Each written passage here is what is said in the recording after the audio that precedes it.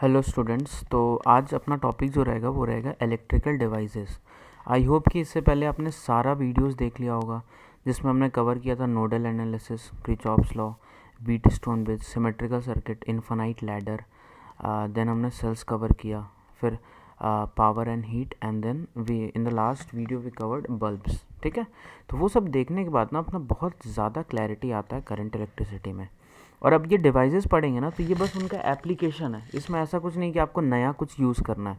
अगर आपको वो चीज़ आ रहा है तो ये सब चीज़ें बहुत जल्दी समझ आने वाली है। ठीक है, तो अपने पास जो पहला डिवाइस है वो है एमीटर। एमीटर किस काम आता है? Use to measure electric current. किसी पर्टिकुलर वायर से कितना करंट फ्लो कर रहा है वो हमें कौन बताएगा? ये एमीटर हेल्प करता है। ठीक है, तो एमीटर को जनरली आपको क्वेश्चन में ऐसा दिखेगा, ए ऐसा करके लिखा रहेगा एक राउंड सर्कल में। It means it is ammeter and it will measure the current that is flowing through this ammeter, मतलब current that is flowing through this wire। ठीक है, तो हम लोग को ये बताना है। अब ना यहाँ पे देखो एक चीज़, एक एग्जांपल मैं लेता हूँ कि जैसे मान लो ना अपने पास एक इलेक्ट्रिकल सर्किट है जिसमें क्या हो रहा है कि 2 ओम है, अपना मतलब रेजिस्टेंस है वो 2 ओम है, और अपना जो बैटरी है वो 10 वोल्ट है। ठीक है, अब बताओ इसमें कितना करंट जाएगा? तो ये बेसिक सा क्वेश्चन हुआ कि इसमें जाएगा 5 एम्पियर। ओके, अब ना यार इस 5 एम्पियर को ना, ये तो हम अभी बता रहे नॉर्मल केस में, बट हमको अगर मेज़र करना हो तो हमको एक डिवाइस चाहिए। तो अगर मेरे पास मान लो एक एमीटर है, ठीक है, और उस एमीटर को हम कनेक्ट किए, और एमीटर हमेशा जिस तार से निकालना है उसके सीरीज़ में कनेक्ट होता है, तो उसके सीरीज़ में लगाएं कि एमीटर से भी सेम करंट पास हो। अब ना यहाँ देखो गड़बड़ क्या होता है कि ये तो 10 वोल्ट है, ये तो 2 ओम है।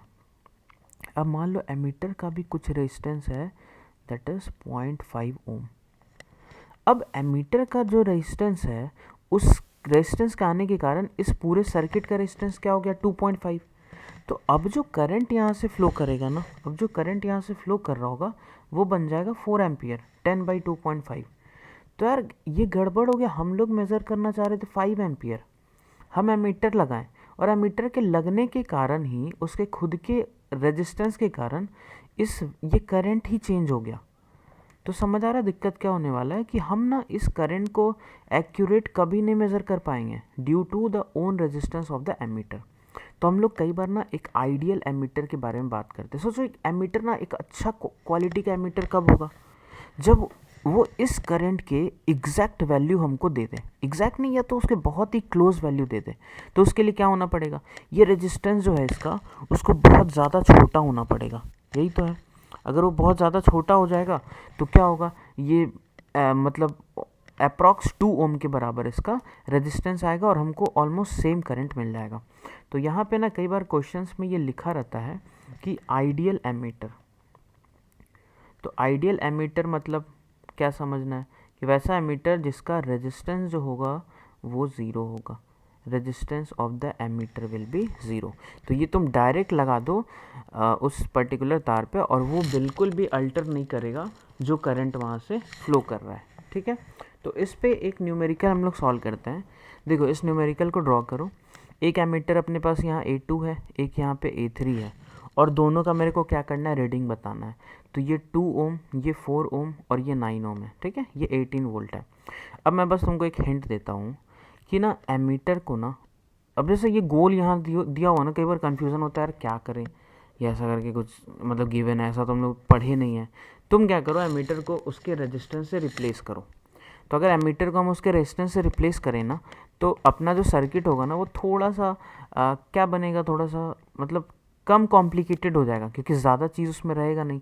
तो मैं क्या कर रहा हूँ ना, इसी चीज़ को अगर यहाँ पे मैं ड्रॉ करूँ इस जगह पे, जस्ट अ मिनट, ये ऐसा ड्रॉ किया, और ये 1 ओम का है तो इसको मैं ना, ये तार को यहाँ पे मैं 1 ओम लगा देता हूँ, ये ऐसा, ये अपना यहाँ पे 1 ओम। ओके, और ये कितने का है? ये 3 ओम। तो इस एमीटर को हटा के यहाँ पे 3 ओम में लगा दिया। यही आपको भी करना है हर एमीटर के क्वेश्चन में। यार अब ना ये क्वेश्चन ना तुम लोग आराम से कर सकते हो। तो पहले हम लोग करंट वरेंट सारा हर तार से करंट निकाल लो, मतलब उस चीज़ को करो। तो अगर हम यहाँ पे सॉल्व करें तो 9 और 3 ये किस में दिख रहा है? ये सीरीज़ में है, क्योंकि सेम करंट जाएगा जो इससे जाएगा। तो ये देगा 12, ये 12 और ये 4 दे आर इन पैरेलल। तो 12 और 4 का पैरेलल क्या हो जाएगा, 12 इंटू 4/12 प्लस 4 16, तो ये आ जाएगा 3 ओम। तो ये दोनों सॉल्व होके आया 3 ओम। अब ये 3, ये 2, ये 1, 3 2 1 ये किस में आ जाएगा, सीरीज़ में। तो आर इक्वेलेंट इस सर्किट का अपने पास कितना आ गया, देखो सॉल्व करो, आर इक्वेलेंट आ गया 6 ओम। तो जो करंट यहाँ से निकलेगा कैपिटल आई कितना हो जाएगा, V that is 18 by are equivalent 6, तो आ जाएगा 3 एम्पियर।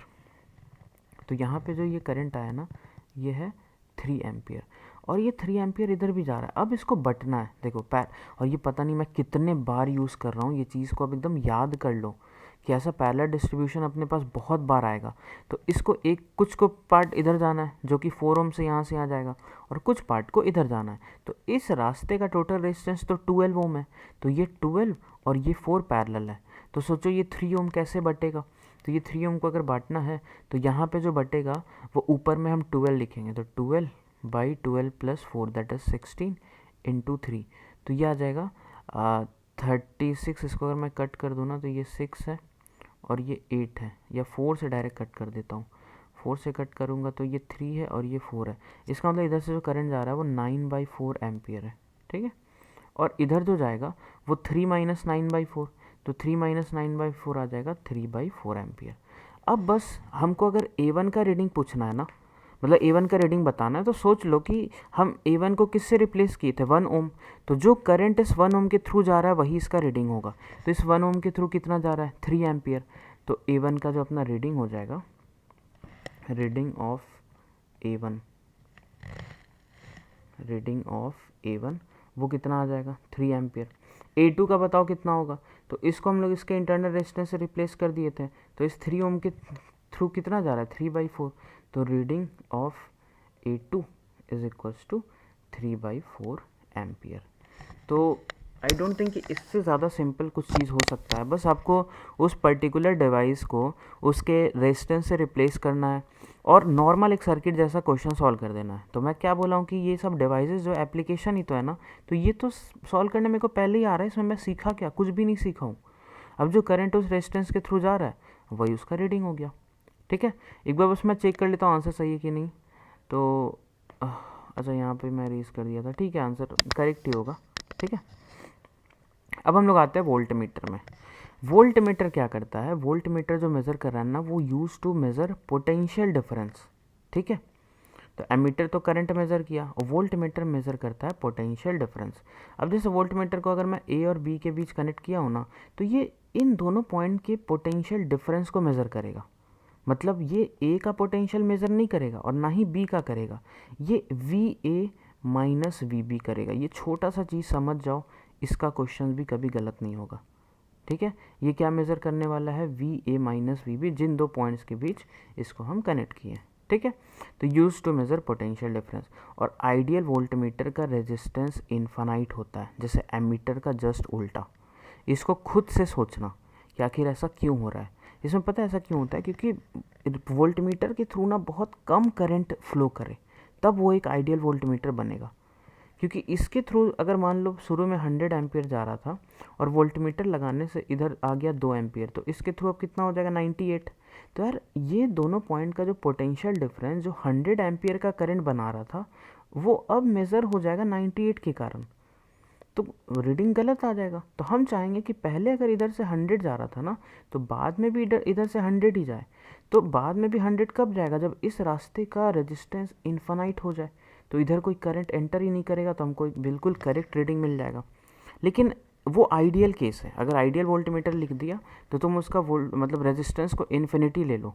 और एक चीज़ और मैं बता रहा हूँ, अगर क्वेश्चन में कुछ भी नहीं गिवन है ना, तो भी तुम वोल्टमीटर का इन्फिनाइट लो और एमीटर का 0 लो, अगर कुछ भी गिवन नहीं है। Otherwise they will use the word ideal और they will give the resistance. कुछ भी नहीं दिया हुआ है तो हम लोग उसको आइडियल मान के चलेंगे। अब यहाँ पे ना हमको वोल्टमीटर रीडिंग बताना है। फाइंड द वोल्टमीटर रीडिंग, किसका, इस वोल्टमीटर का। अच्छा ये 400 ओम है, ये 400 ओम है और ये है 1200, ये 1000 वोल्ट। तुम क्या करो, ये किसके बीच कनेक्टेड है, P और Q के बीच कनेक्टेड है। तो P और Q के बीच का ये जो पोटेंशियल डिफरेंस हम लोग कैलकुलेट कर लेंगे। तो उसके लिए हमको इसका करंट चाहिए, तो चलो दिमाग लगाते हैं ज़रा। तो पहले सोचो, ये 1200 और ये 400, इसमें भी पता है तुम कैसे कर सकते हो, तुम वोल्ट मीटर को ना इसके रेजिस्टेंस से रिप्लेस कर दो, ठीक है। तो यहाँ मान लो 1200, पहले वही करो तो एक सिंपल सा सर्किट मिलेगा। 1200 और 400 का इक्विवेलेंट आएगा 300, ठीक है। अब 300 और 400 इसका, ये दोनों सीरीज़ में होगा, तो 300 और 400 का आर इक्विवेलेंट जो अपने पास आएगा ना, वो आ जाएगा 700। देखो बस थोड़ा सा लेंदी जाएगा, टफ नहीं है। तो करंट जो यहाँ से निकलेगा, जो करंट मेरा यहाँ से निकला होगा, वो कितना हो जाएगा, 1000/700। तो ये आ जाएगा 10/7 एम्पियर, ठीक है। It will be equals to 10/7 ampere, जो कि मेरा ये करंट है। अब यार यही करंट आगे ऐसा आया यहाँ पे, अब इसको डिवाइड होना इसमें और इसमें, ठीक है। तो इधर जो जाएगा और इधर जो जाएगा, अब वो तुम ध्यान से देखो कि जो इस तरफ जाएगा उसके लिए मैं क्या करता हूँ, इसको ऊपर रखूँगा। तो बस यहीं पे मैं सॉल्व कर देता हूँ कि इसके लिए मैं 1200 को ऊपर रख रहा हूँ बाई नीचे टोटल, तो टोटल है 1600 इंटू टोटल करंट कितना है 10/7।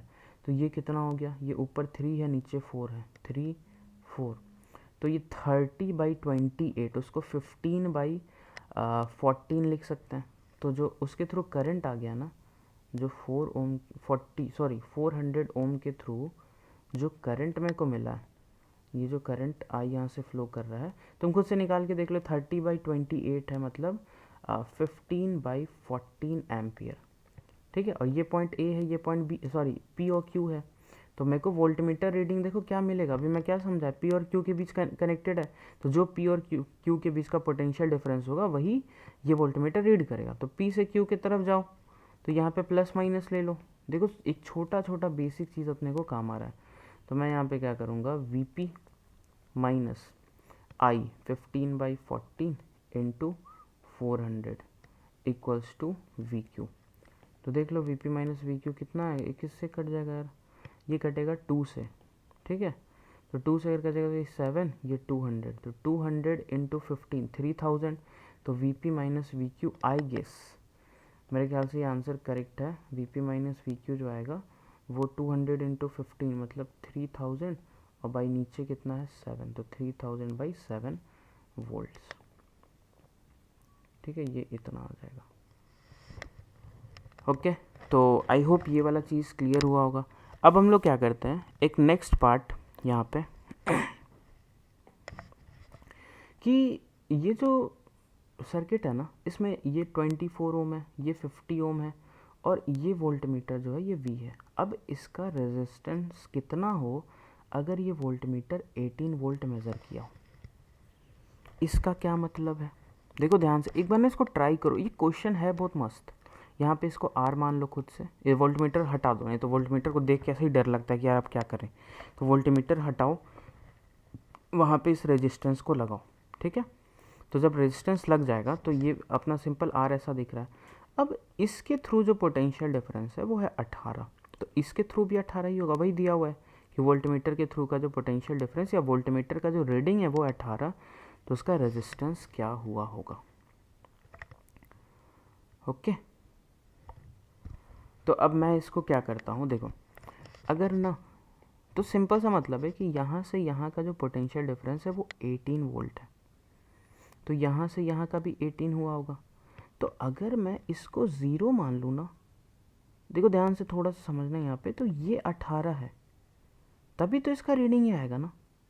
अच्छा अब तुम लोग को क्वेश्चन होगा सर ये 0 है तो ये -18 भी तो हो सकता है, ऐसा भी क्वेश्चन आया होगा कि ये 0 है तो ये तो -18 भी पॉसिबल है। तो ये माइनस नहीं होगा, पता है क्यों, क्योंकि करंट ऐसे फ्लो कर रहा है ना, तो ये वाला ही तो हाइयर होगा और ये लोअर होगा। तो तुम इसको 18 मानो और इसको 0 मानो, ठीक है। तो अब देखो यहाँ पे मैं इसको थोड़ा सा सॉल्व करता हूँ। ये अपना आ गया 0, ये आ गया 18, और ये क्या है, ये है 30 इस तरफ से, इधर से जो है वो कितना है, ये 30 ही तो है ना, ओके। तो अब मैं क्या करूँगा यहाँ पे, बताओ ज़रा। मैं क्या करता हूँ, ये भी अपना 30 है, देखो इस जगह पे है 30, तो जो करंट यहाँ से फ्लो कर रहा है ना वो मैं निकाल सकता हूँ, वो याद है क्या होता है, 30 माइनस 18/24, तो ये आ जाएगा ½ एम्पियर। कितना आ गया, ये ½ एम्पियर। अब देख लो कि इसमें कितना जाएगा और इसमें कितना जाएगा। तो अगर मैं वैसा कर लूँ तो चलो डिवाइड करते हैं। तो हम लोग क्या करते हैं ना, इस 50 ओम के थ्रू मैं निकाल लेता हूँ करंट कितना जाएगा। इधर से हाफ आ रहा है, ये हाफ कैसे निकाला, ये है 30 है, ये है 18, तो इधर से जो करंट जाएगा वो 30 माइनस 18/24, तो 12/24 हाफ आया। अब ये हाफ को ना इधर और इधर जाना है, तो दोनों पैरेलल में, ये 50 और ये आर तो पैरेलल में है, तो डिवाइड कैसे करेंगे। तो यहाँ पे जो करंट जाएगा उसके लिए आर को मैं ऊपर रख रहा हूँ, बाई नीचे कितना होगा 50 प्लस आर इंटू क्या हो जाएगा हाफ, ये करेंगे। अब यार इतना करंट इसके थ्रू गया और इसका रेजिस्टेंस कितना है 50, तो ये करंट इंटू ये रेजिस्टेंस, यही तो पोटेंशियल डिफरेंस 18 बना रहा है ना। तो बस अब इसको सॉल्व कर दो। तो अपने पास जो करंट है वो है कितना, R/2 इंटू 50 प्लस आर, ठीक है, एन इंटू 50। तो मैं ये क्या कर रहा हूँ, मैं ये कर रहा हूँ I into R is equals to delta V. तो कितने का पोटेंशियल डिफरेंस बन रहा है, 18 का, इज इक्वल्स टू 18। चलो इसको सॉल्व करते, ये 2 से जाएगा, ये 25 आएगा, 25R इक्वल्स टू 18 इंटू 50, तो ये कितना आ जाएगा, ये आ जाएगा 900 प्लस 18R। तो R जो होगा ना वो आ जाएगा 900/7 ओम। ओके, ये अपना रेजिस्टेंस हो जाएगा। तो आई होप ये क्वेश्चन भी क्लियर हुआ होगा। अगर हम लोग वोल्टमीटर को रेजिस्टेंस से रिप्लेस कर दे तो अपना काम जो होता है ना वो थोड़ा आसान हो जाता है। और ये है अच्छा क्वेश्चन, इसको मार्क कर लेना, ठीक है। जब भी रिवाइज करना तो इस क्वेश्चन को ज़रूर बनाना। थर्ड जो अपना डिवाइस है वो है गैल्वेनोमीटर। अब गैल्वेनोमीटर क्या करता है कि ये भी करंट मेज़र करता है, इवन मतलब डिटेक्ट, पहला तो इसका काम है डिटेक्ट करना कि करंट अगर फ्लो करता है ना तो इसका जो पॉइंटर होता है ना वो डिफ्लेक्ट करता है। और ये समझ आएगा तुमको जब तुम मैग्नेटिक फील्ड पढ़ोगे, उसमें एक डिवाइस आता है मूविंग कॉइल गैल्वेनोमीटर, कि कैसे करंट के फ्लो होने से ये पॉइंटर जो होता है वो अपने आप इधर उधर टॉर्क लगने के कारण डिफ्लेक्ट होता है। तो गैल्वेनोमीटर का मेन काम क्या है कि डिटेक्ट करता है फ्लो ऑफ करंट, और डिटेक्ट के साथ साथ छोटा छोटा वैल्यू को ये मेज़र कर पाता है। मतलब मिली एम्पियर में अगर करंट जा रहा है तो it will measure that values also, क्योंकि अगर तुम इससे ज़्यादा करंट फ्लो कराओगे ना तो एक्चुअल में होता क्या है ना कि उसमें ना एक पॉइंटर लगा रहता है इस तरफ, ऐसा पॉइंटर, और इस पर टॉर्क लगता है, वो ट्विस्ट होता है तो ये ऐसा घूमता है, और ये ना बहुत कम करंट के लिए ही ऐसा घूम जाता है। तो अगर तुम ज़्यादा 5 एम्पियर लगा दिए ना तो इसमें इतना ज़्यादा टॉर्क लगेगा कि परमानेंटली घूम जाएगा। अब करंट को तुम ज़ीरो कर दिया लेकिन तुम्हारा पॉइंटर यहीं पे फंसा पड़ा है, इसीलिए ज़्यादा करंट इसमें डेंजरस भी हो जाएगा। और कई बार क्या होता है कि इसमें ज़्यादा करंट से क्या होता है, डिवाइस भी डैमेज हो जाता है, क्योंकि ये बहुत ही कम करंट के लिए इसको डिज़ाइन किया जाता है, ठीक है। तो दोनों रीज़न से हम लोग को गैल्वेनोमीटर को ना बचा के रखना पड़ता है कि इसके थ्रू ना कम करंट जाए। अब यार ठीक है, ये मेज़र तो कर रहा है कि मिली एम्पियर में, अब हमको अगर करंट ज़्यादा है तो उसके लिए कौन मेज़र करेगा। तो हम लोग क्या करते हैं, इसको ना गैल्वेनोमीटर को एमीटर में कन्वर्ट करते हैं। अब इसका प्रोसेस ये जो है ना, इसको ध्यान से समझना, ये है बहुत ही आसान, ठीक है। देखो हम लोग क्या किए, अपने पास है एक गैल्वेनोमीटर, ये इसको मैं यहाँ पे ना एक ऐसा समझाता हूँ, जैसे मान लो एक पेज अलग से यहाँ पे समझा रहा हूँ कि हम लोग किए क्या, हम लोग जो किए हैं, लिखना तुम उधर ही, उधर जब मैं पेज कर दूंगा तब तुम उसको लिखना। अपने पास ये है एक गैल्वेनोमीटर जिसका रेजिस्टेंस है RG, मान लो ऐसा दिया हुआ है। अब यार इधर से आ गया बहुत बड़ा करंट, जैसे मान लो 10 एम्पियर, और ये इसके औकात के बाहर है। अगर 10 एम्पियर इसके थ्रू गया, ये गैल्वेनोमीटर ख़त्म। हम क्या करेंगे कि यार इसके पैरेलल में एक छोटा सा रेजिस्टेंस कनेक्ट कर दो, जिसको बोलते हैं शंट। और ये बहुत ही लो रेजिस्टेंस, मतलब गैल्वेनोमीटर अगर 50 ओम का है तो ये आ जाएगा 1/20, 1/40, इतना छोटा होता है। तो बताओ तो क्या होगा कि ये दोनों के कनेक्ट होने से जो करंट यहाँ पे आ रहा था ना, अब उसके पास दो रास्ता, एक तो गैल्वेनोमीटर से जाने का और एक है शंट से जाने का। तो शंट का रेजिस्टेंस बहुत ही कम है ना, तो मैक्सिमम करंट इस 10 एम्पियर का मैक्सिमम परसेंटेज किधर से निकलेगा, इस शंट से निकल जाएगा। तो ये गैल्वेनोमीटर ना बच जाएगा, ठीक है। अब हम क्या करेंगे, देखो अब मेरा दिमाग क्या है, ये तो पहला चीज़ आपको समझ आएगा कि लो रेजिस्टेंस हम क्यों लगाएं, कि मैक्सिमम करंट इसके थ्रू पास हो और गैल्वेनोमीटर अपना सेफ हो जाए, क्योंकि इसके थ्रू अगर ज़्यादा करंट गया तो डिवाइस ख़त्म है, फिर दोबारा यूज़ ही नहीं हो पाएगा। अब मैं यहाँ पे ना क्या करता हूँ कि मैं अपना यहाँ पे लगाया पॉइंटर। अब ये भी ध्यान से देखना, मस्त यहाँ पे कैलिब्रेशन करते हैं हम लोग ना। इस गैल्वेनोमीटर को ना बेवकूफ़ बनाने वाले हैं कि यार इस 10 एम्पियर से मान लो ना इधर गया 1 मिली एम्पियर। अब इस गैल्वेनोमीटर को लगेगा कि उसके थ्रू करंट जा रहा है 1 मिली एम्पियर, जो कि बिल्कुल करेक्ट है। तो वो अपना रीडिंग देगा 1 मिली एम्पियर सोच के, और मान लो ये घूम गया यहाँ से यहाँ, ये 1 मिली एम्पियर के लिए घूमा। लेकिन हम क्या करेंगे, हम यहाँ पे लिख देंगे 10 एम्पियर। तुमको समझ आ रहा है हम क्या दिमाग लगाएं? एक्चुअल में गैल्वेनोमीटर जो घूमा है वो इसके लिए घूमा, लेकिन हम उसके सामने क्या रख दिए हैं, 10 एम्पियर। तो जब जब इधर से 10 एम्पियर जाएगा, इसके थ्रू 1 मिली एम्पियर जा रहा होगा, बहुत ही कम करंट, और मैक्सिमम करंट इसके थ्रू। अब गैल्वेनोमीटर बार बार अपना रीडिंग देगा इस छोटे वाले करंट के कारण, तो हम उसको बेवकूफ़ बना देते ना। क्या दिक्कत है, जहाँ पे हमको 1 लिखना था वहाँ पे हम 10 एम्पियर लिख दिए। तो जब भी इधर से 10 एम्पियर फ्लो करेगा, ये रीडिंग यहीं तक जाएगा। ठीक है, तो मेरा काम भी हो गया कि हमको रीडिंग भी मिल गया, और गैल्वेनोमीटर का भी हम बचा दिए कम करंट भेज के। अब मान लो यहाँ से जब 20 एम्पियर जाएगा, तो सेम चीज़ के हिसाब से इधर से 2 मिली एम्पियर जाएगा। तो फिर गैल्वेनोमीटर को बेवकूफ़ बनाएंगे। गैल्वेनोमीटर अपना रीडिंग दे रहा होगा 2 मिली एम्पियर के अकॉर्डिंग, और हम यहाँ पे लिख देंगे 20 एम्पियर। उसी अकॉर्डिंग जब यहाँ से 30 जाएगा, तो इसके थ्रू जा रहा होगा 3 मिली एम्पियर। फिर ये अपना रीडिंग दिया 3 के अकॉर्डिंग, और यहाँ पे हम लिख दिए 30 एम्पियर। तो ये मेरा एमीटर तैयार हुआ, और देखो ये इसका वैल्यू दे रहा है जो उसके थ्रू जा रहा है। ठीक है, और मान लो अब ये यहाँ मैक्सिमम डिफ्लेक्ट कर गया। ठीक है, मैक्सिमम डिफ्लेक्ट जो था वो क्या होता है, जब 90 डिग्री घूम जाए, तो मैक्सिमम डिफ्लेक्ट में ये कितना मेजर कर पा रहा है, 30 एम्पियर। तो ये जो एमीटर बनेगा उसका रेंज कितना हो जाएगा, 30 एम्पियर का। और एमीटर हम लोग किसको बोलते हैं, इस पूरे को जो हम गोल करके ए लिख रहे थे ना, वो ये पूरा है। मतलब galvanometer when connected with a very low resistance that is shunt, this combined circuit is called ammeter। इसी को एमीटर बोलते हैं। ठीक है, तो एक सिंपल सा काम किए, और पता है यहाँ पे अपना काम ख़त्म भी नहीं हुआ। एक और फ़ायदा अपने को होता है, जैसे इसका रेजिस्टेंस हो गया 50 ओम, और इसके पैरेलल में एकदम छोटा सा रेजिस्टेंस 0.1 ओम लगा दिए। तो ये तो है, यही तो मेरा एमीटर है। क्या फ़ायदा हुआ कि इधर से बहुत बड़ा करंट अगर 100 एम्पियर का आ रहा है, तो उससे 99 एम्पियर इधर निकल जाएगा, और ये गैल्वेनोमीटर से बहुत कम, दैट इज़ 1 एम्पियर। मान लो ये 1 एम्पियर सह सकता है, तो 1 एम्पियर उधर से गया, हम उसको बेवकूफ़ बना देंगे, वो अपना रीडिंग देगा 1 एम्पियर के थ्रू, हम लगा देंगे 100। दूसरा काम देखो कि आइडियल हम इसको कन्वर्ट करते जा रहे हैं। जब ये नहीं लगा था तो इस गैल्वेनोमीटर का रेजिस्टेंस था 50 ओम। जब हम इस 50 के पैरेलल में ये 0.1 लगा दिए, तो याद है पैरेलल का तुमको वो प्रॉपर्टी कि पैरेलल का जो आर इक्विवेलेंट होता है ना, वो इससे भी छोटा हो जाएगा और इससे भी छोटा, मतलब 0.1 ओम से भी छोटा हो जाएगा। तो क्या ये आइडियल की तरफ मूव करेगा? एक आइडियल एमीटर क्या होता है, जिसका रेजिस्टेंस बहुत ही कम होता है। तो मेरे को उसका भी तो फ़ायदा मिल गया ना। तो यहाँ पे दो हमको फ़ायदा मिल गया इस शंट को लगाने से। एक तो हम गैल्वेनोमीटर को बचा लिए, और दूसरा इस पूरे का रेजिस्टेंस जो होगा बहुत कम हो गया। पहले 50 था और अचानक से घट के 0.1 से कम हो गया।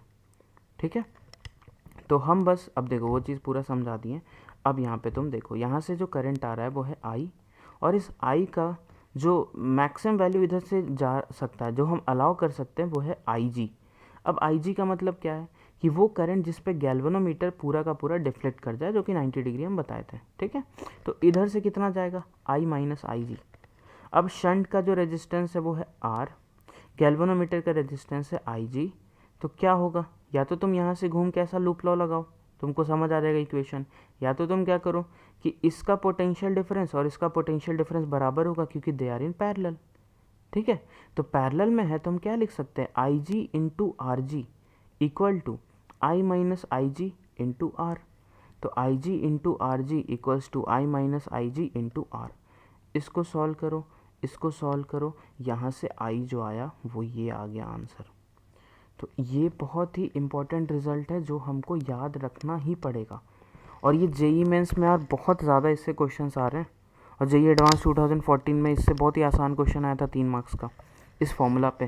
तो ये वही है आई, और ये I G, I equals to I G 1 plus R G by, इसको मैं एस बोलता हूँ, ये शंट का जो है उसको मैं आर अभी गलती से लिख दिया हूँ, उसको तुम एस बोलो जो कि शंट है। ठीक है, तो देख लो ये फॉर्मूला अपने को याद रखना है। आई जी क्या है, गैल्वेनोमीटर जिस पे मैक्सिमम डिफ्लेक्शन दे रहा है। आर जी क्या है, रेजिस्टेंस ऑफ गैल्वेनोमीटर। आर क्या है, वो शंट जिसको हम कनेक्ट किए हैं पैरेलल में। और आई क्या है, इतना रेंज का एमीटर हम बना दिए ना, ये आई जितना ज़्यादा होगा उतना एमीटर का रेंज होगा। ठीक है, तो इस फॉर्मूला पे इस क्वेश्चन को सॉल्व करो जल्दी। हमको एक एमीटर बनाना है जो 0 से 5 एम्पियर तक मेज़र कर ले। तो इसको सॉल्व करो और बताओ क्या आंसर आया, और फिर बताना कि आंसर आया कि नहीं।